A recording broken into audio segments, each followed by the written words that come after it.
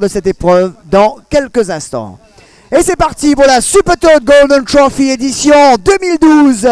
Pour l'instant, un bon départ pour Drew Smooth. Abington également est très bien parti et se retrouve à l'extérieur du coursier de l'écurie Gilbert Roussette. Ice Axe a déjà trouvé les barres en 3e position, quelque peu ardent à l'extérieur. Il y a Intercontinental, ensuite il y a La Fauché, Royal Challenge, Il Sagator, Senor Versace, Rudy Rock se retrouvent en queue du peloton. Déjà 2 longueurs et demie d'avance pour Druge Moon avec Aristitan devant Abington. À son extérieur se trouve Intercontinental un peu ardent. 4e position suivant sagement se trouve Ice Axe. À son extérieur il y a La Fauché. Puis à 2-3 longueurs nous avons Royal Challenge. À 2 longueurs de Royal Challenge Il Saggiatore. Et puis ça nous avons le gris Senor Versace et Marc Néjus en dernière position Rudy Rocks.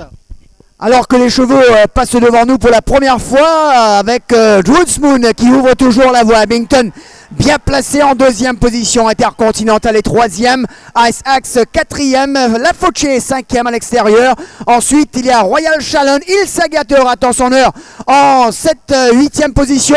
Senor Versace est tout juste derrière. On ferme le cortège avec Rudy Rocks.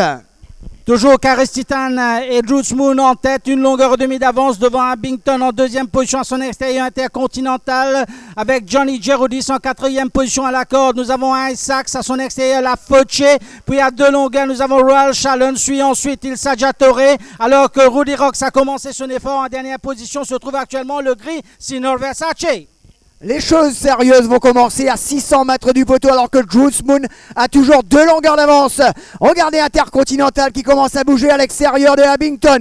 À l'arrière, Druge Moon, à l'arrière, Rudy Rocks du moins, a commencé son effort et rejoint également avec La Fauché, Ice Axe à déboîter. À l'arrière, Il Sagator et Senor Versace se mettent en action alors qu'on aborde la cour pour entrer en ligne droite finale. Intercontinental va tout.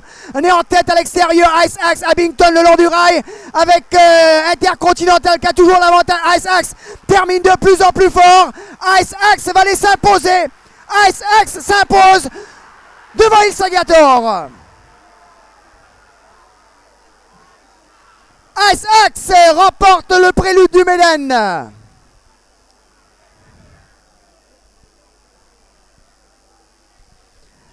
Eh bien, il monte en toute confiance de Gaëtan Faucon.